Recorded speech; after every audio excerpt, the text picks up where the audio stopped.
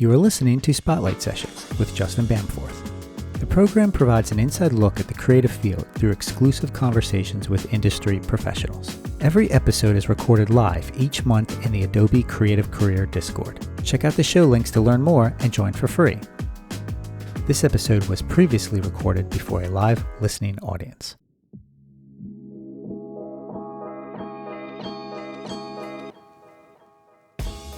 My next guest is someone who doesn't just lead creatively, he builds pathways for others to lead as well. Joseph Soto is the Director of Art and Brand at Nickerson, a full-service marketing agency, as well as the President-Elect of AIGA Los Angeles.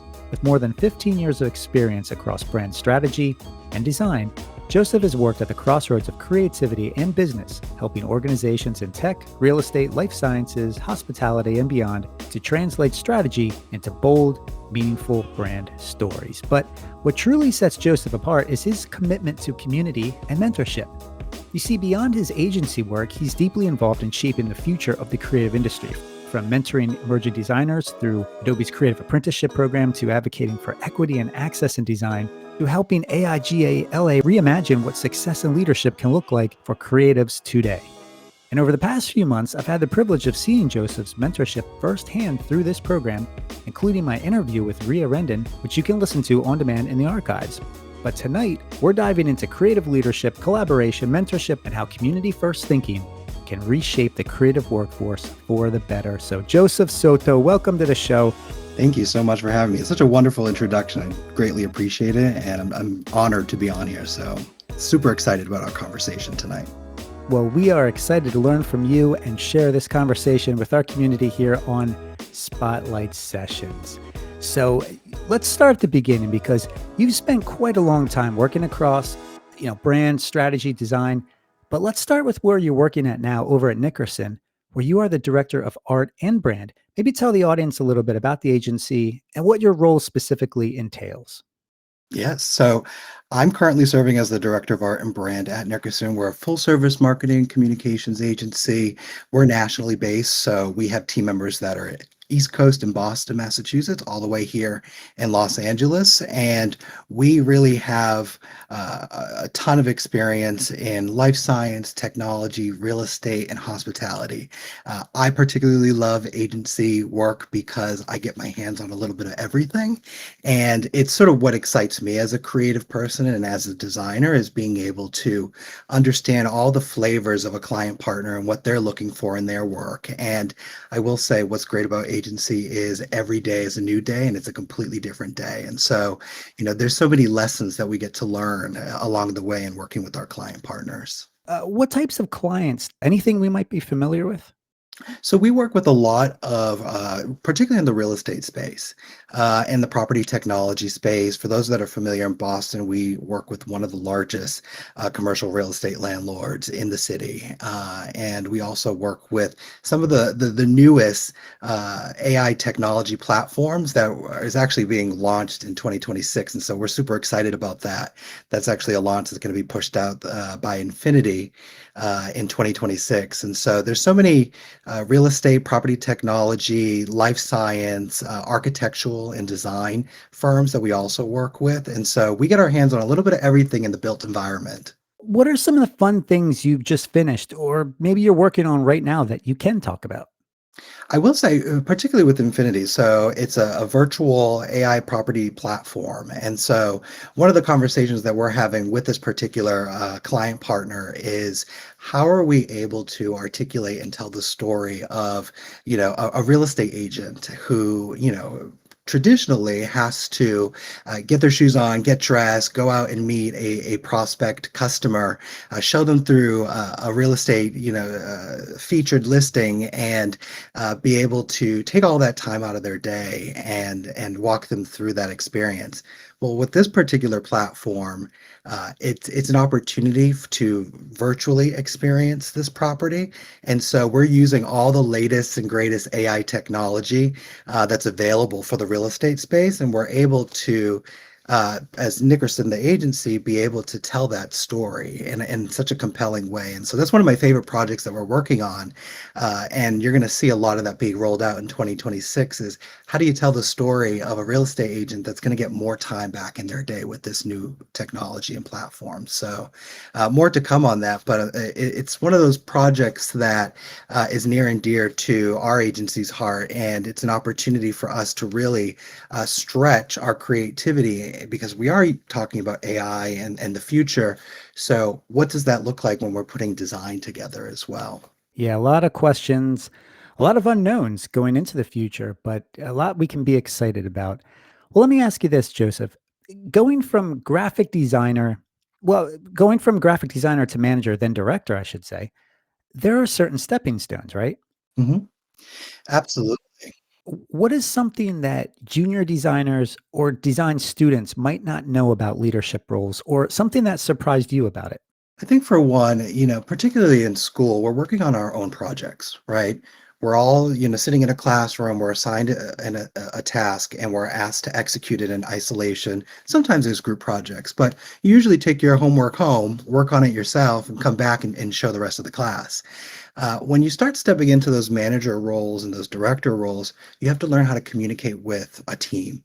You have to learn how to be able to manage a team, understanding what their skill sets are, and really leveraging those for the client partners. And so, in terms of that management and director role, it's an opportunity to not only have that eye for design, but really understand, what are people's strengths, what are their weaknesses, and how can we leverage that as an opportunity to serve our client partners. As you move up the corporate ladder, so to speak, do you find yourself doing less design and maybe attending more meetings, answering more emails instead? I think it's a little bit of everything. I'm somebody who also sort of likes to roll up my sleeve and also, work with the rest of the team. I think there's different leadership styles. I find that I'm often, sitting there with our team members and trying to understand their process and reviewing the work with them, or, their idea gave me an idea. And so I'm, over here on the left sketching some other options that we might want to present to a client. So we really do get our hands in a little bit of everything. And also, the important part is keeping a bird's eye view on the overall goals for our client partners as well. So, at what point did you realize leadership would become a major part of your creative journey? I absolutely love working with other people. And I love thinking about what's possible. I love thinking about what the future looks like. And the future is built by collaboration and partnership. And so it's an opportunity for me not only to flex my skills, but also be able to leverage other people's skill sets and really understand that the importance of leadership is understanding that my skill set varies completely from my other team members. And how can we take all of these skill sets, bring them to the table, and make something greater collectively?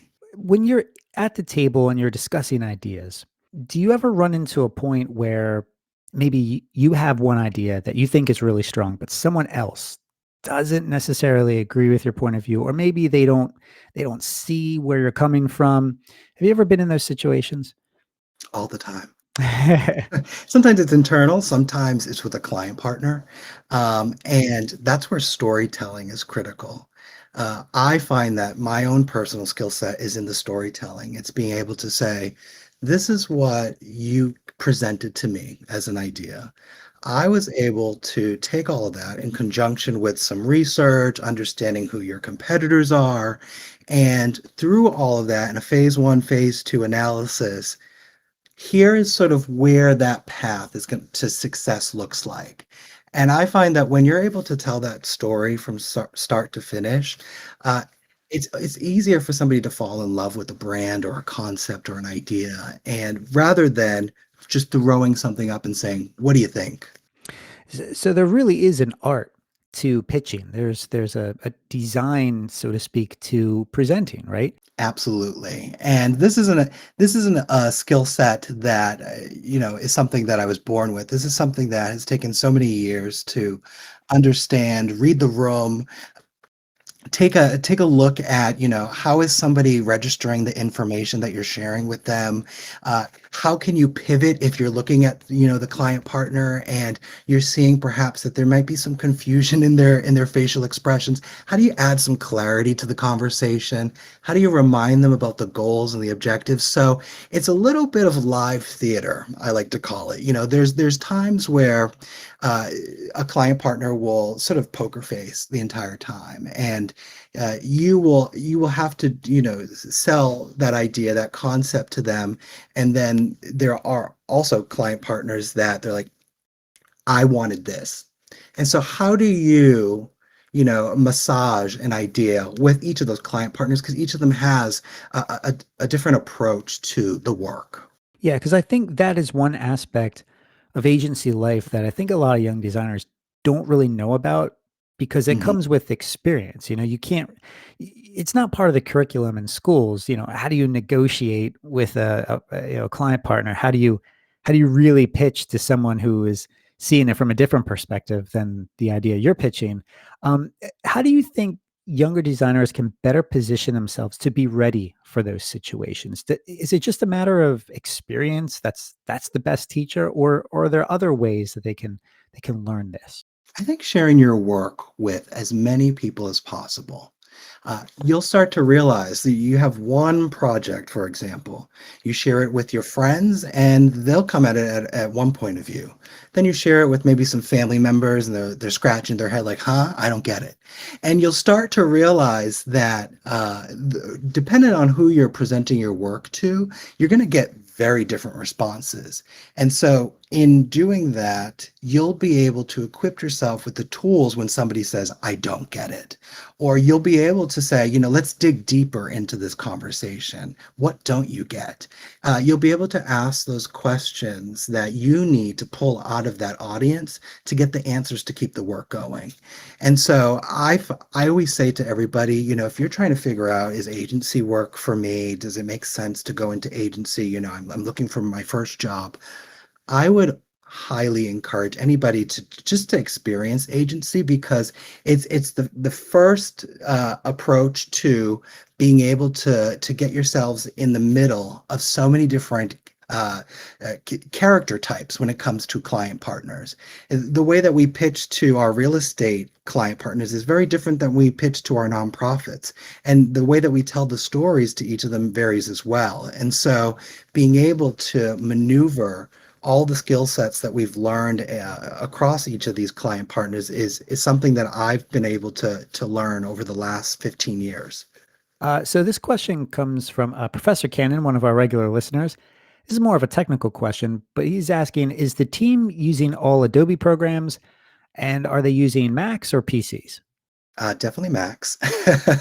That was a requirement that we have to be on Macs, and they're all using the Adobe product suites. And some of them are using more of one tool than another, which I absolutely love, because I'm the traditional, the trio. I'm the illustrator, InDesign, and Photoshop. But we also have people that are working on After Effects and Premiere. And so it's an opportunity for us to leverage the latest and greatest from one another, because those team members are a little bit more involved in each of those apps as well.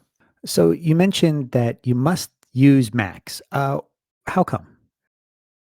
I just think, I've always been on a Mac, and I find the functionality of a Mac. I find the simplicity, the sleekness of a Mac.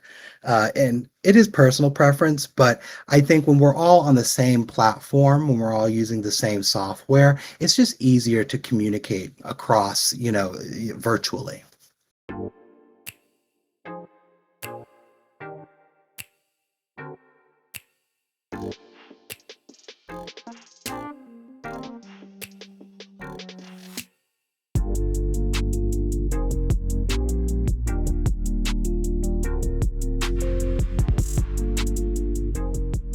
All right, so talk to me about AIGA LA. What is this organization all about?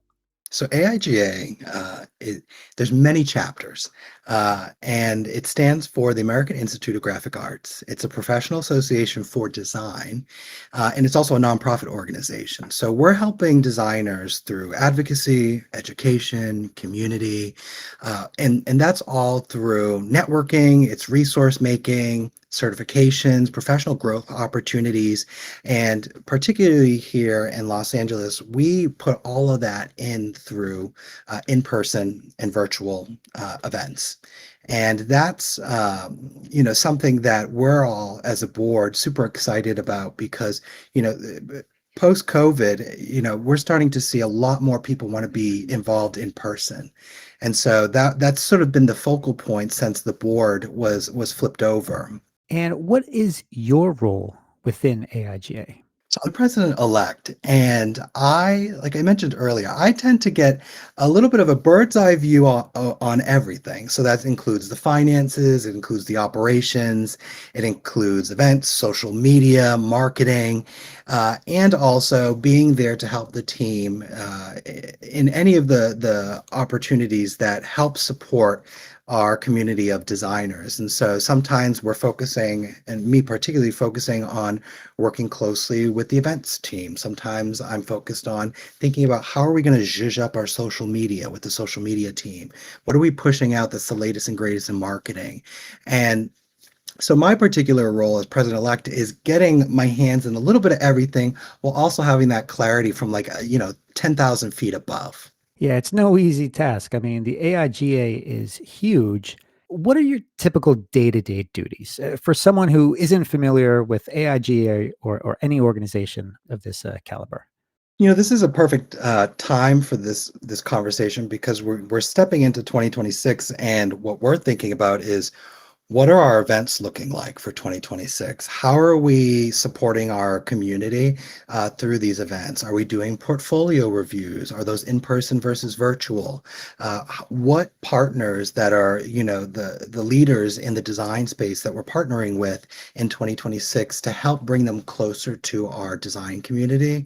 And, in December, we actually just got off a board call yesterday thinking about, how are we, getting, Pantone to be part of our 2026 calendar, and how are we involving, color palettes and the Pantone color of the year, and how are we bringing that into our events and using that as an opportunity to get everybody together? It's a way for somebody to learn about the design space, design history, network with people, and just be on the pulse for what's happening in the new year. Wait a second. You're working with Pantone on an initiative? What, please tell me more about this. So this is actually the first time that I'm mentioning this publicly. I know that we've sort of been talking a lot about this in-house. When we were at Adobe Max, Ria and myself, I went over to the Pantone booth and I was like, "Hey, AIGA LA would love to partner with you all. How can we make this happen?" And they were like, "Well, we're about to release the new color of the year." And so they're like, "We're going to be super busy in December, but come January, February, there's going to be an opportunity for us to collaborate on an event." So we're already starting to think about what's that event going to look like? How do we incorporate the new color of the year? What are we going to be teaching people as tools and resources? What are the offerings that Pantone has in 2026 for our designers? And so it's about bringing those tools closer to our community so that it feels incredibly accessible. And they're, as I said, on the pulse of what to look forward to in 2026. So we're super excited about this event that we're going to be collaborating with them on, and more to come, of course, as we step into the new year. Wow, exciting stuff.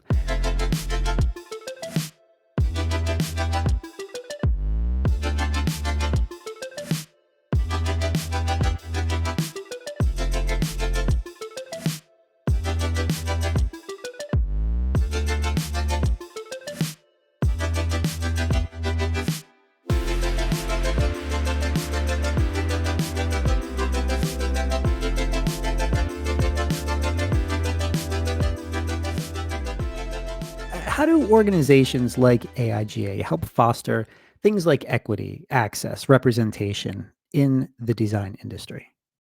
I think a lot of it has to come from students that are still in school. How do you bridge the gap between what is somebody learning in school and what does the rest of the world look like from a designer's perspective, career-wise? And so we have, an education director that particularly focuses on making sure that there is a bridge that covers that gap between, schooling and education to what does a career look like once somebody graduates. And so we just completed an event, our annual holiday party, where we awarded cash scholarships to six amazing designers that are still in school, recognizing that while you're in school, there's certain things you have to pay for. Art supplies, school supplies, books, the technology, whether that's the hardware or the software, and it's allowing those designers to permeate some of those blocks that might be getting in the way in order for them to fully be the best version of themselves once they graduate. What responsibility do established creatives have to support this next generation? I think it's showing up for each other. And there's many ways that you can do that. And, particularly with showing and representing what a career could look like, being able to coach and mentor the emerging designers. And we do a lot of that, particularly with our portfolio reviews. We have, as we previously mentioned, Ria, who's part of AIGA Los Angeles. She supports us from a graphics standpoint. She also helps with our video content, and it's an opportunity for us to connect one-on-one, but also for her to understand how does my design play into the grander scheme of the goals that the organization is trying to achieve, and allowing her to be part of that process and understanding the impact and the importance that her design has to the goals and objectives of AIJ Los Angeles. Yes, let's talk about that a little bit because those in the chat who aren't familiar with the program, um, Ria Rendon is someone that we've had on the show before. So some of you who may be listening to this broadcast right now, you may have heard that name. But that is one individual, Joseph, that you've mentored. And that was all part of this Adobe Creative Apprenticeship program we have going on. What was that mentorship experience like for you? Because we've heard it from Ria's standpoint, but what was it like for you as the mentor? It's an absolute joy. Mentorship is reciprocal, and that's what I learned in this process. Is she's learning an incredible amount about sometimes the business of the business. She's learning about sort of the mechanics behind putting together an event, what it requires, but also there's opportunities where I learn from her. I'm like, oh my, I didn't even think that, we could be doing, video content this way. And so I say it's incredibly reciprocal. And I think that there's such an opportunity for these emerging designers to really get their feet wet in real world examples, such as AIJ Los Angeles. And I know that I saw Ria here and there in various events in Los Angeles prior to her joining the board as an apprentice. I've seen her at Hello World Studio. I've seen her in some other events, and I had this sort of this sort of idea of the work that she, just based off of her social presence, the work that she produces. So when she reached out to us, this was a no-brainer. I was like, absolutely, yes. I love everything you do. And she's somebody that has such a knack for using her personal skill sets, which is video work, to bring people together. And I knew that we could really use somebody on the team that had that skill set and could really ignite people in a way that we weren't tapping into prior. Let me ask you, Joseph, why does mentorship matter so much to you personally? Mentorship has been part of my design career since day one. And it took me getting to the point where I am today to recognize that and realize the impact that it had. And I wouldn't be where I am today if it wasn't for the insurmountable amount of people that have helped guide me in my career. Uh, you know, Life has lots of questions. around it. And sometimes you need that stage coach, that stage director to say a little to the left, a little to the right, chin up, shoulders back. You need those people in your life that are looking out for you from the outside in. And you can't get there without those people. And so that stage direction in life is so important. And I recall, I've been with AIGA for over 15 years. I remember being a student going to AIGA Boston. I'm born and raised in Boston. So I was going to those events as a teenager. And it just gave me the opportunity to have an outlet to be around the people that I said, this is my tribe. These are the people that see the world in the ways that I see it. And these are the people that speak in the same language that I do. And so having that community, it creates a frenzy, and it allows you to project yourself forward in ways that if you didn't have that, you wouldn't know what you were missing. And so, AIGA, the design community, mentorship, all of the mentoring that I've had at Nickerson, at previous, internships, all of those helped shape and mold me into the person I am today. Besides Ria, have there been anyone else that you've mentored through the Adobe Creative Apprenticeship Program? There's been at least four now, and a lot of them are in one-on-one instances where we're jumping on 4 or 5 calls. We're looking at their portfolio. We're talking about the question I often get is I have my portfolio and now what? And this is something that I've recently learned is, yeah, you can have a great portfolio, but how are you talking to people about it? How are you getting it out there into the world? And I always tell people, show up. Show up to events, show up to spaces, show up to unexpected places where there's a design event coming up. You never know who you're going to run into. You never know who's, looking for somebody to help them on their next gig. And a lot of, being a creative, particularly for myself, is we're so focused on producing the work, but how do you get it out to the world? And how do you talk about your ideas? How do you communicate your thoughts, and how do you use storytelling to navigate, a brand? And a lot of the work comes from just showing up to places because then you become top of mind when somebody needs something. I remember this person, oh yeah, Ria does incredible video work. I'll reach out to her. And sometimes, and this is sort of why I'm passionate about being part of AIGA and fostering these events, because you can see, one act of goodness or, somebody really showing their video work. It's infectious. You start to see the rest of the community like producing their own content. And now you're seeing a community on social media that's just built around people that happen to come across each other at an event before. And that's really what we need right now in fostering community in such an organic way and letting it grow from that.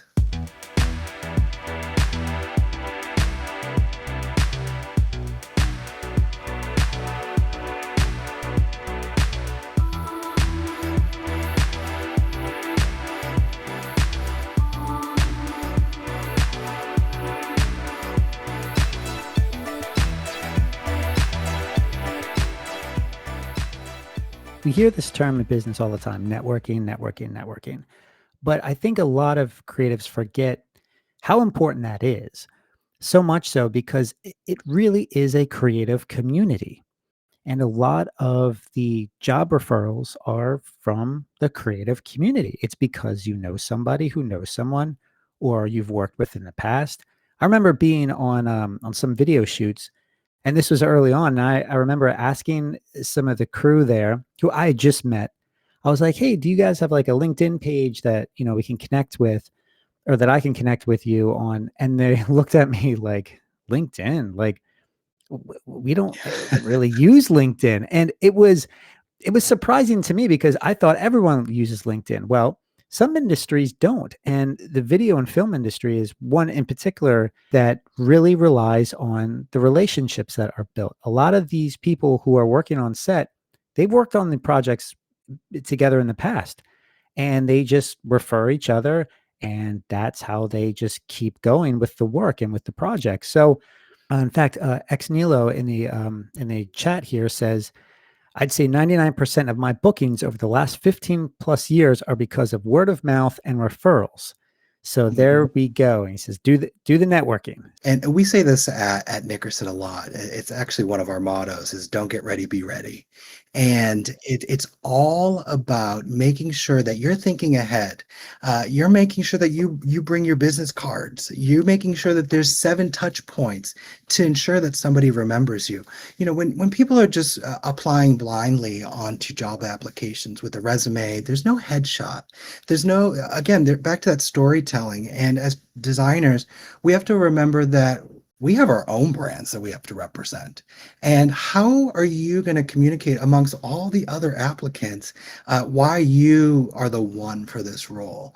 And when you can make that impression in person and you can leave something behind that gets somebody to have a tangible, opportunity to remember you when they're back home, or you had such a great conversation and it was such a personal conversation that it resonated with them when they thought about it again. There's so many ways that we sell ourselves to the world that go beyond a resume or a portfolio, because there's so many creatives that make wonderful portfolio work, but there's also a person attached to that work, and we have to see that personality. We have to understand who you are and what you're excited about. And I think networking is the perfect space to do that. And I think networking is also quite scary to a lot of creative people who might be stepping into a room for the first time and not really feeling like they belong, or how am I going to approach people? And so my suggestion is to keep going. Maybe the first time you observe, the second time you bring a friend, the third time, oh, I remember that person from the first time, I'm going to chat with them. Really just hone in by keep showing up to those events, and you'll start to see and peel away at your own personality. Like, oh, I'm really good when I'm, in a group of 3 or less people. Start there, figure out what you're really good at and lean into that every time you step into a room. There's certain cues that us creatives can use to help guide our relationship building. For me in particular, for anybody that knows me personally and has been to events that I'm part of, I love showing up in a nice crisp suit. And sometimes there's a crazy pattern, a polka dot, maybe it's a bright yellow. It's my way to signal to the world, here I am, and this is the brand.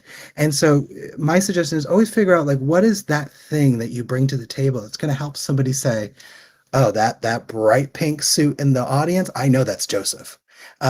You really use the skill sets that we learn and we preach to our client partners and put into practice for yourself.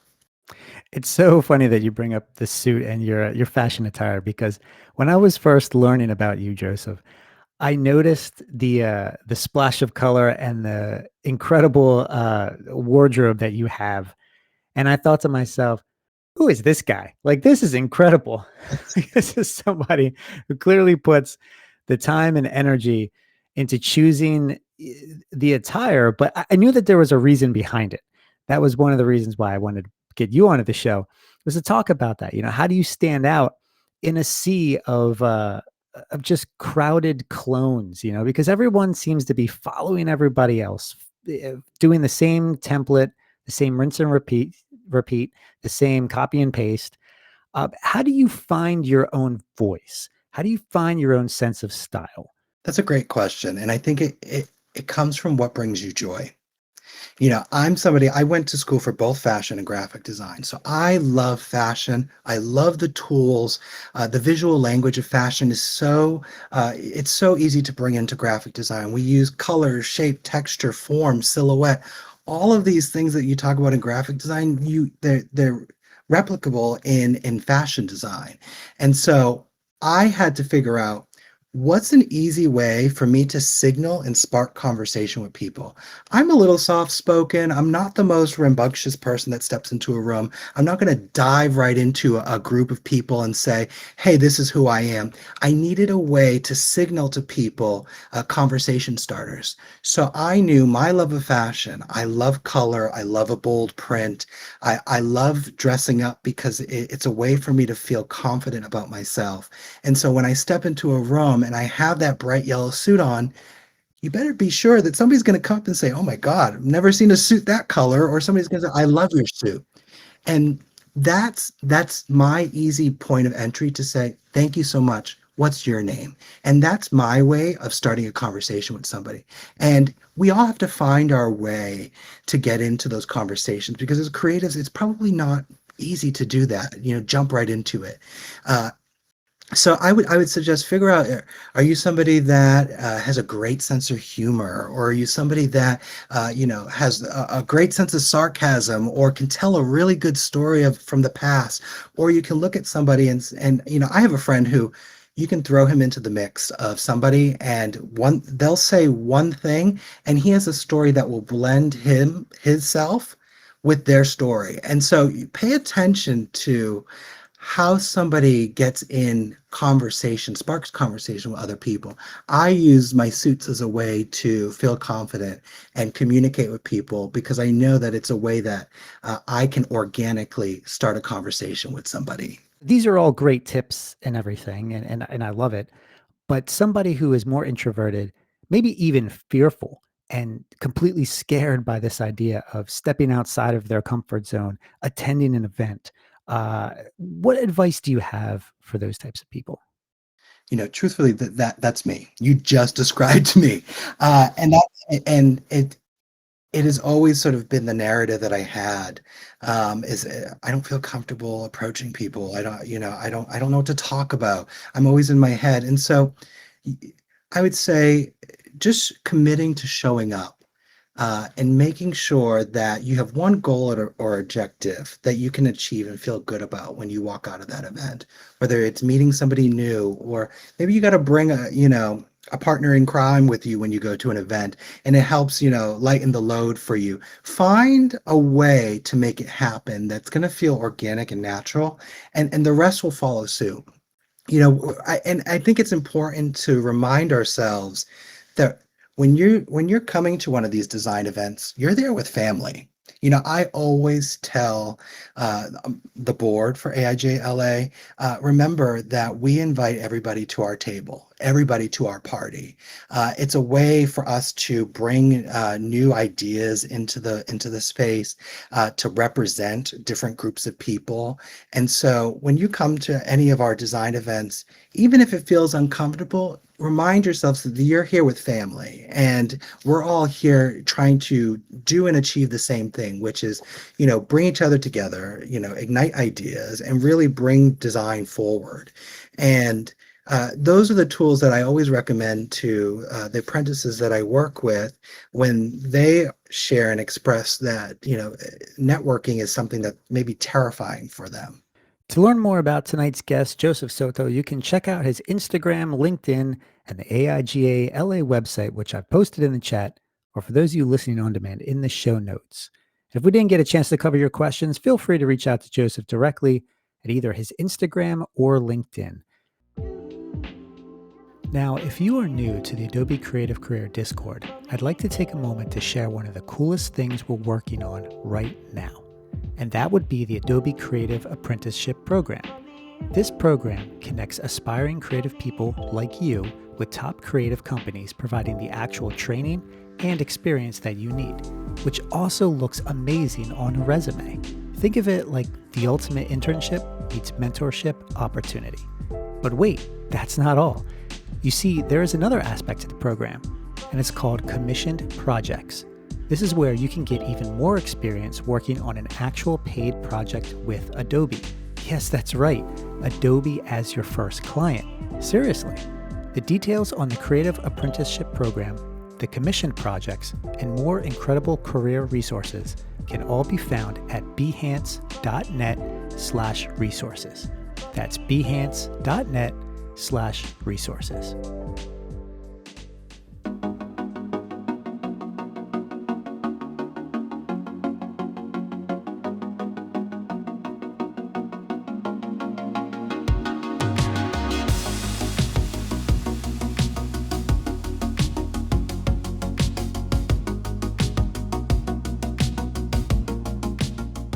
All right. So, speaking of the Adobe Creative Career Apprenticeship Program, Joseph, how does the apprenticeship model differ from traditional internships? I think what's great about this particular model is that, number one, there's flexibility in terms of understanding the skill set that an apprentice brings to the table, identifying what it is that they want to spend a little bit more time, finessing or improving upon.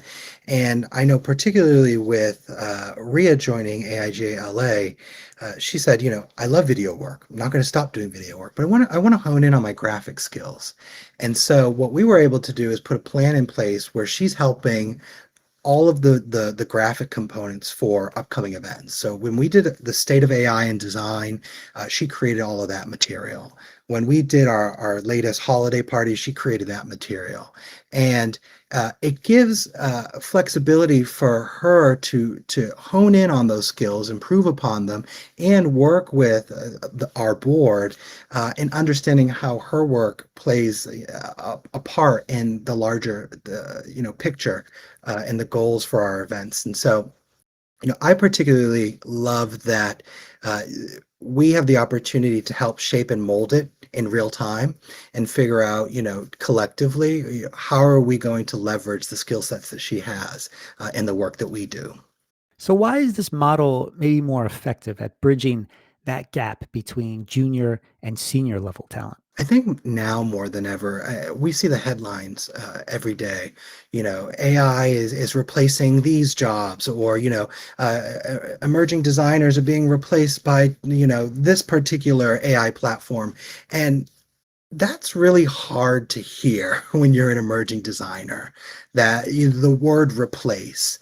And I think it's super important that we remind ourselves the importance of the role an emerging designer plays in the work that we do. And I personally love that this particular program, it creates a frenzy around these emerging designers and the impact that they have. All of the, if you're on social following the apprenticeship program, and when we were at Adobe Max and we were part of the apprenticeship activation, you really see just how much opportunity and leverage these emerging designers have when they're given the opportunity to show their work and show their stuff. And so I think it's so important that we see that human touch, that human side to design, especially at a time like this. We talked about networking, obviously, but for those who are just starting out, who don't have that network, in place, who are still trying to figure it out and trying to build theirs, what does real access look like? I think it's being able to hitch a ride with somebody else that has probably went down that path before. And like I said before, that stage direction is so needed, especially at the early stages of someone's career. Somebody that says, like, show up here, or like, here's a great way to approach this work. And so learning the ropes with somebody who's had that experience is critical in shaping their own point of view and their own perspective. And I think that's where the access comes in. It's less effective if somebody, for example, is graduating and jumps right into freelance work. Being able to have the opportunity to collaborate with somebody, whether that's in-house or at a nonprofit or a part of agency, give somebody the opportunity to see how their work is part of the regular hustle and bustle of the culture that we live in. If programs like this were adopted at scale, how do you think they might be able to reshape the creative workforce in general? I think information sharing. There's so many things that uh, we learn. I learn, and I can speak for the board as for of AIJ LA as well, that we learn from having an apprentice on our team. They're leaning into the latest and greatest in technology themselves, and so understanding that their perspective is another one to add to the conversation, and being able to fold their perspective and understand how do we communicate with somebody that is also an emerging designer. Part of AIJ LA's goal is ensuring that we're creating space for emerging designers to feel comfortable in showing up to these events, getting the resources they need for their portfolio reviews, sponsorship opportunities. And so, how are we allowing these apprentices to be part of that conversation and molding and shaping it in real time? When you think about creative leadership today, what does that actually look like in practice? I think particularly for me, it's about showing up. It's about being present. I think, Instagram, social media, it's great to have a presence virtually. Uh, if you are also, supplementing that presence virtually with having those one-on-one relationships with community members, building partnerships with design influencers such as Pantone, Nina Papers, all of these larger brands that contribute to design in some capacity. I think it's super important to be able to also show up to these events and hear the needs of the people that are participating. We want more of this. We need more people taking a look at our portfolio work, and so I make it a valiant effort to be part of every event that we contribute to our design community. I try and make sure that I'm on every single board call. My friends actually joke that, oh my God, you're on another board call. I'm on every board call I can possibly be on because I need to understand how I can serve as president-elect and how I can make impact with the people that I'm serving. And so, you know, I'm excited, particularly in this role, because it's a combination of all the things that I love about design, which is storytelling, bringing people together, and really thinking, forwardly about what does our future look like as a design community.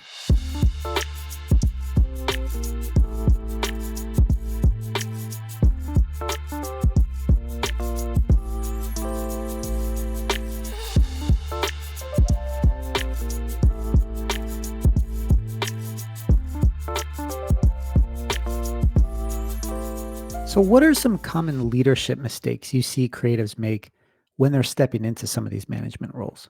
I would say definitely making decisions in isolation. I think, we're often taught in school, especially if we're working on our own projects, to make decisions and to execute on them and then bring those forward. I think that one of the greatest skill sets is being able to step into a space, say, what's your idea? What's your idea? Let's bring it all to the table. Let's figure out what success looks like and how each of those components can be part of it, and inspiring the rest of the team and realizing that they are contributing to the success or greatness of whatever it is that we're trying to achieve. Yeah, and many creatives do struggle with the business side of the industry, because it's not something that is really focused on in schools, right? It's more about learning the technology, learning about the design, fundamentals. But what do you think designers need to understand about the business side first and foremost? I think, particularly for those that might be in a freelance position, is how do you ask for what you're looking for in terms of payment? How are you setting boundaries with your client partners? For those that might be in agency work, really understanding how to communicate across differences, whether that's internally or with the client partner.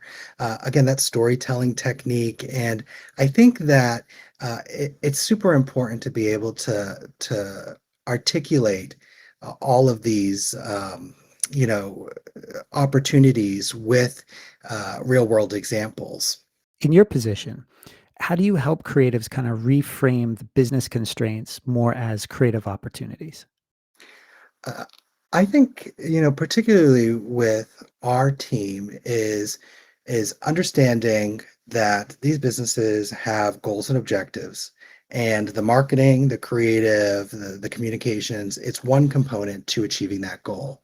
And so, can you bring the best of your work, your talent to the table to be able to deliver to these client partners and allowing them to trust that we've got it, that we are at the top of our game, we have our expertise down, and they can rely on us to serve in that capacity, to meet their goals. And so I think there's that storytelling that's important. I think it's also being able to understand deadline setting, timelines and expectations for deliverables, ensuring that those deliverables are within scope.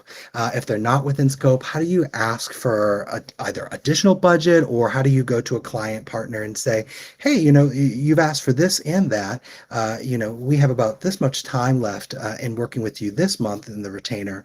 So what would you like to prioritize in terms of deliverables?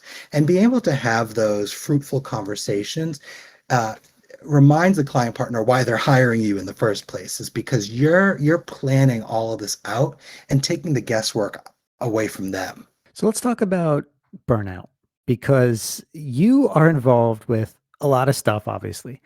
But how do you what strategies have helped you kind of avoid burnout while balancing agency work, leadership at the AIGA, and mentorship? I always make sure and figure out what other things in life bring you joy outside of the design. Everything that you do outside of that design work will inform the work that you bring back once you're sort of reset. For me, I'm here in West Hollywood. I have the Hollywood Hills right behind me. I love going on a hike 6 times a week. And it's my way of stepping away from the computer. It's my way of getting away from the technology, an opportunity to look at something, that's more than, 2 feet away from me, and being able to take in the fresh air and clear my mind and do a reset. I also love baking and cooking, and so there's so many ways that I step away from the work, but also actually helps inform when I come back to it. And I always remind everybody, you need that rest time, you need that downtime, and it's okay to say, I got to take the break on this day, to fully be myself, in the coming week. And so I always encourage people to find ways to exercise and bring clarity to themselves outside of the design work that they produce. So how can leaders create environments where teams feel more energized rather than depleted? I would say always bringing new ideas to the table. Have we thought about this? Did you see what this brand is doing? What are we seeing as the latest trends on social media? What is a really cool marketing idea that we just previously seen that was so successful in 2025 that we might, help inform what we do in 2026? I think always bringing these fresh ideas to the table helps invigorate. We also say, the work that you do outside of design can actually inform what you do at the full-time job. And so, what is it that you're learning when you go to, your favorite theater, or your favorite movie that you've just seen, or if you play soccer, what are those things that you're learning that you can bring back to the table, and that will help fortify the work that you do? Speaking of other interests, I have to ask this question because I'm on your Instagram now and I'm looking through some of these incredible outfits that you are sporting on each one of these posts. And I must say, to those of you listening, you got to check out Joseph's Instagram. He's got a bunch of incredible photos here. The guy has a great fashion sense. I will say that. So pops of color, patterns, it's all over the place. But one of the things that I noticed, Joseph, is a theme uh, involving UFOs and aliens. Oh yeah, I am such a sci-fi nerd. I love anything that has to do with aliens, outer space, the unknown. There's so much curiosity around, what exists outside of planet Earth, and I'm fascinated by that. And I've always loved aliens growing up, all the sci-fi horror films, and so there are some times where I like to fold that into the work that I do, at least personally. No, that makes my heart smile there because I'm the same way. I'm fascinated by the unknown. And to those listeners who are familiar with this show, I've talked about this, here and there. Have you been paying attention to the revelations over the last few years in regards to the actual real life UFO topic? I've seen a lot going on, and I'm privy to all the documentaries. But if you know anything else, please let me know. Well, there was an incredible documentary that just came out not too long ago. It's called The Age of Disclosure, and I Uh-huh. highly recommend that one. That All right. catches you up to speed with what's been going on with the UFO subject. Have you ever had a close encounter or an anomalous object in the sky that you just can't explain? You know what? I haven't, but you know what? There's plenty of future ahead, so you never know. You never know. That's why I always ask the question. Speaking of the future, besides AI, where do you see the creative industry over, say, like the next 5 to 10 years? Even 10 years ago, 15 years ago, it's these huge production companies that utilizing the tools that, quite frankly, we can now have in the palm of our hands. And so you're seeing there's a closeness and accessibility to the technology that allows for that greater, brand promotion, self promotion, storytelling. And so I see that the age of being able to capture, cinematic movie storytelling is something that you can do with your phone, and creating accessibility. So you see this melting pot of many more point of views, many more perspectives, a lot more people represented because they're going to be able to tell their own story with the tools that we have now, and not only be the viewer of the storyteller of a large production company. So I think we're going to see a lot more really personal, dynamic storytelling in the near future. What skills, besides storytelling and besides technical ability, do you think will matter most? I would say public speaking. Really focusing on being able to communicate an idea and being able to communicate it in a way that allows somebody a little bit in to what you're trying to share with them. And I think particularly the emerging designers, a lot of them are coming out of COVID, and a lot of them have experienced schooling in COVID, and so that might be a skill set that they could really leverage as we all start attending in-person events again. What advice would you give to creatives who might be feeling stuck or unsure of their next step? I'd say always raise your hand. I invite anybody to raise their hand and say, "Hey, can I jump on a call with you, or can I show some work to you, or can I just pick your brain on something?"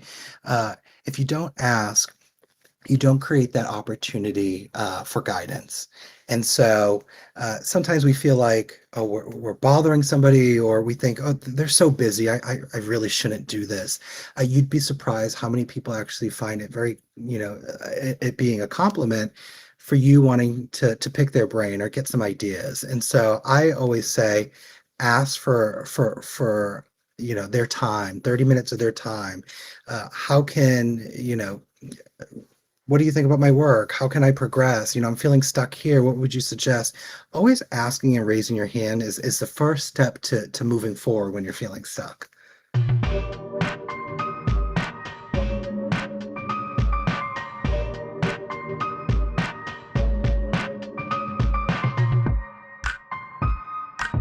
How can listeners get involved with the AIGA in LA? Are there any events coming up soon? We have a whole calendar of events, and we're actually going to be pushing that out over the next couple of weeks, probably after the holidays. And you can, of course, visit us at AIGALosAngeles.org. But I would highly suggest that, if we have a coffee with creatives that we do on Saturdays, we'll be implementing portfolio reviews early on in the year for 2026. Show up and be part of those conversations. And it's at those events that a lot of people say, "Hey, how can I help?" Or, I love what you're doing for programming, or I love what you're doing for social media, or how can I be part of that? And that's the first step of getting involved and figuring out sort of where can you sort of bring your expertise to the community? And to become a member of the AIGA LA, do you have to? Are there dues or membership fees? There are membership fees, and they are based off of where you are in your career, whether you're a student, you're an emerging designer, you're a professional. I will say, you do not have to be a member to be at our events. I want to make that clear. Sometimes a lot of people are showing up to design spaces for the very first time, just to figure out what it's all about. And it's in being part of those experiences where we then encourage membership so that you can be sort of top of mind in the know of everything that we're working on as a design community. What if someone is not local to LA? Are there any other AIGA chapters that they can join? Absolutely. I think there's like 49 chapters, and they're all scattered across the country. So there has to be one in proximity to you somewhere in the US. And so figure out what's the nearest one. Uh, and sometimes many of these chapters have their own Instagrams or their LinkedIns. I would say the first point of contact is always to reach out to them on social or via email and say, hey, how can I be more involved? What about like creativity conferences? Are there any ones in particular that you recommend besides Adobe Max, of course? Adobe Max, of course. There's also the AIGA National Conference. So it's hosted at a different location every year. And this year it was here in Los Angeles. So it was in October as well. So the Los Angeles design community had the privilege of being able to experience both of those huge conferences all in the same place. And we also got to experience LA Design Festival this year. So there's a lot of design happening uh, for the design community here in LA. Where is the one for 2026 going to be held? That one is going to be in Kansas City. So if there's anybody that's in that area, definitely take a look on the website. And for those of you, I think they were sort of having a conversation around, it went from Miami to Los Angeles to New York, and we wanted to find a middle point in the country where, it wasn't a 6-hour flight to get to the conference. And so Kansas City was the place for 2026 because it's sort of in the middle for people that are on the East and the West Coast. If you could leave the audience with one idea about leadership, mentorship, or community, what would it be? I always tell everybody, show up, be present, and always be the best version of yourself. And it counts the most when it feels the hardest. So when it's the hardest to get out and go to an event, that's where it counts the most to be the best version of yourself.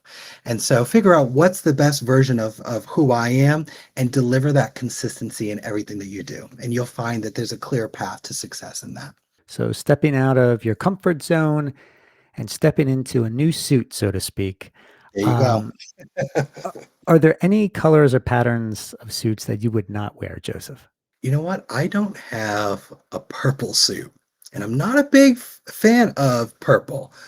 But that doesn't mean if it didn't have a wonderful color combination to accent it that I wouldn't wear it. But there's no purple suits in the closet right now. How can people best reach out to you? Feel free to reach out to me on LinkedIn. That's Joseph A. Soto as the extension. And you can reach out to me, DM me on Instagram at Joseph ___ Soto. Yeah, there's a lot of underscores in his Instagram handle there. Again, that's Joseph ___ Soto, Soto. You can find him right there on Instagram or Joseph A. Soto on LinkedIn. So make sure you connect with Joseph there. And also check out the AIGA LA at losangeles.aiga.org to join upcoming events with them, to learn about their organization, and to expand your network. I'd like to thank you again, Joseph, for coming on the show and discussing your incredible career journey. If you guys love this program, catch all the latest updates for the next Spotlight sessions and all the exciting content we have here in the Adobe Creative Career Discord by following the upcoming events calendar at the top of the server so you can see what is coming next. I want to thank my co-producer, Catherine Chu, Lisa Temple, Moderators Elizabeth Mock and Justin Roy and the entire Adobe crew for sponsoring this program and helping to bring it alive. And thank you, Discord community, and to everyone who listened to me, your host, Justin Bamforth. You can always catch me on Discord, LinkedIn, or my website, justinbamforth.com. Until next time, everyone, Joseph, you do the honors. Thank you so much. Have a good rest of your day. There it is. All right. Good night, world. Have a good one. And we will see you next week. For more conversations with creative professionals, subscribe to the Spotlight Sessions podcast or check out the Adobe Creative Career Discord. Links are posted in the show notes.